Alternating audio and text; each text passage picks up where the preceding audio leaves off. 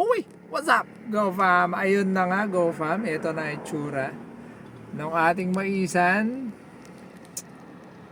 Para na siyang naging barren. Barren land, wasteland.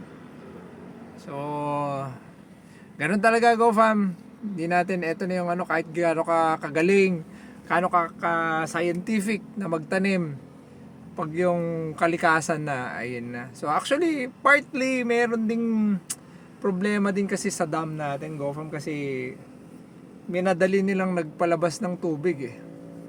So kung meron sanang mas magandang coordination, alam sana nila yung medyo may forecast naman na yan eh, kung ilang millimeter yung babagsak na ulan, pwede na sana silang nagpakawala ng tubig before pa dumating yung bagyo. Pero sinabayan nila, GoFam eh, kaya ayan yung nangyari. So eto noon, tatamnan natin. Actually, nakapagbasal tayo, nakapag-spray na rin tayo. And the day nung bagyo, yun dapat yung ating side dress. First na side dress sana yun.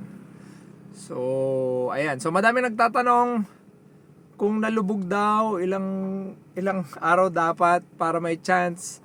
Basta within 24 hours, GoFam, dapat mag-subside yung tubig. Pero kung hindi na nag-subside, masira, malulusaw yung pananim, especially kung buto pa lang siya, mabubulok yung